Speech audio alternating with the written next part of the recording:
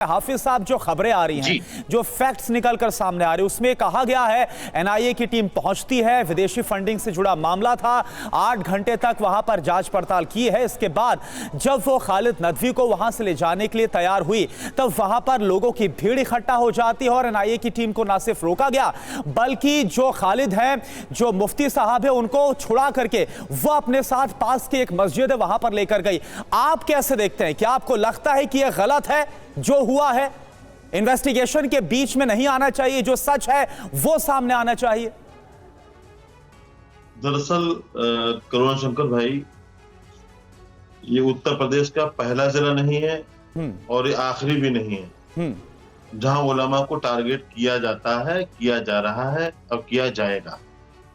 ये एक षड्यंत्र है कि जो सरकारी एजेंसियां हैं उनका ये दुरुपयोग है। सरकार हर हाल में मुसलमानों को डराना चाहती है और डरा के रखना चाहती है। सरकार का मकसद ये है कि मुसलमान पिटता रहे। नहीं नूर साहब, ये षड्यंत्र है या फिर नहीं?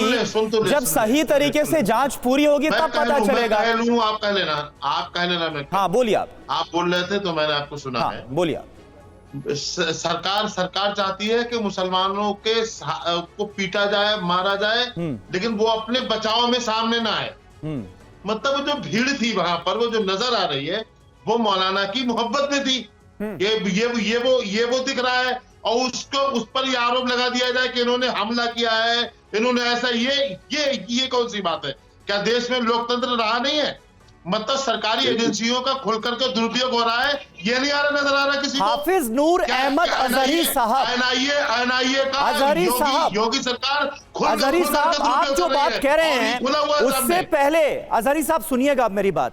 आप जो बात कह रहे हैं उससे इत्तेफाक झांसी के शहर काजी भी नहीं रखते। वो कह रहे हैं प्रशासन हमारा पूरी तरह से सहयोग कर रहा है, न्याय हो रहा है, इसका हमें पूरा भरोसा है।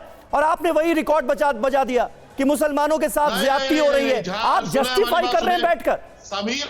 मैं एक मिनट, अजहरी साहब, इस पर ऐतराज है मुझे कि भीड़ ने जिस तरह से जांच एजेंसी के काम को प्रभावित करने की कोशिश की, आप जस्टिफाई कर रहे हैं उसे। आप सुने, मेरी बात सुने। साबिर अंसारी साहब एक जिले को देख रहे हैं, हम लोग पूरे देश पे नजर रख रहे हैं। साबिर अंसारी साहब की मजबूरियां भी हैं। वो बेचारे कहेंगे नहीं तो वो पास लिए जाएंगे। मुझे मालूम है, इस चीज को जानता हूं मैं कि पूरी तरह से सरकार अपनी सत्ता और पावर और ताकत का दुरुपयोग कर रही है। ये एनआईए ठीक है। विक्रम सिंह साहब हमारे साथ मौजूद हैं, पूर्व डीजीपी यूपी के। विक्रम सिंह साहब, हालांकि शहर काजी हमारे साथ मौजूद हैं जो कि मौके पर मौजूद थे। वो कह रहे हैं कि हमने सहयोग किया प्रशासन को और थोड़ी देर के लिए जो हालात बने हुए थे उस पर काबू पाया गया और जिस शख्स से पूछताछ करनी थी उसे एनआईए को सौंपा गया। लेकिन यहां पर नूर अहमदी साहब जिस बात का जिक्र कर रहे हैं कि मौलाना से मोहब्बत थी लोगों को, इसलिए वो अपने घरों से निकल आए, इसलिए भीड़ लगा ली, इसलिए एनआईए और पुलिस के जांच को प्रभावित करने की जाने अनजाने कोशिश कर दी। अगर कोई ऐसा कर रहा है तो यह कितना खतरनाक साबित हो सकता है उसके लिए, और कानून क्या कार्रवाई कर सकता है ऐसे लोगों पर? मुझे लगता है सबसे पहले आप ये क्लियर कर दें तो बहुत अच्छा होगा। समीर अब्बास साहब, बहुत माकूल सवाल है। मैंने काबिल एहतराम मुफ्ती साबिर साहब किबला की बातें सुनी बड़े गौर से और मैं उनको मुबारकबाद देना चाहूंगा कि उन्होंने मरहम लगाया। लेकिन अगर यही सोचेगी कि मुफ्ती नूर साहब अगर वहां तशरीफ फरमा होते तो क्या हालात होते। इंतजामिया आपकी मोहब्बत और जज्बात से नहीं चलती है, इंतजामिया चलती है कानून से। पुलिस आपकी हमदर्द है, तफ्तीश कुनंदा के साथ ताउन करना आपकी जिम्मेदारी है और हम सबकी जिम्मेदारी है।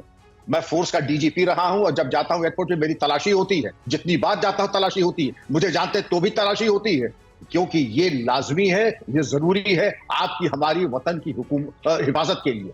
और इसमें यह कर देना एक पैटर्न है। आप कहीं पर भी देखें, कहीं पर भी अगर तलाशी के लिए एनआईए जाती है तो पहले तो ये होता था भीड़ इकट्ठा होती थी, पत्थर चलते थे। अब एक नया सिस्टम तैयार हुआ है कि जिसमें वो लेडीज आ जाती हैं और अधिकांश मुंह पे इस तरीके से ढाटा बांधने की शिनाख्त ना हो सके। तो आपको ये मालूम है, आपकी इत्तला के लिए अर्ज है जनाब आली, कि artificial intelligence facial recognition software अब किसी को बचने ने 111 लोग अगर नामजद एफआईआर में है, आपने अपने लिए मुसीबत को दावत दे दी है और ये नहीं होने वाला है। पुलिस आपकी दोस्त जरूर है, लेकिन भड़काऊ बातें अगर होंगी बिना इसका लिहाज किए किस बिरादरी के हैं, किस जात के हैं, डीजी हैं या डीजी रिटायर्ड हैं या कौन है, ऐसी कार्रवाई होगी कि देश की हिफाजत के साथ कोई समझौता हो नहीं सकता। आप लोग बड़े जिम्मेदार होते हैं। काश जैसी सरपरस्ती जनाब मुफ्ती साबिर साहब ने हम सबकी की है, वो सबके लिए एक नजीर है, एक मिसाल है। वो अगर करेंगे तो अमन व अमान रहेगा।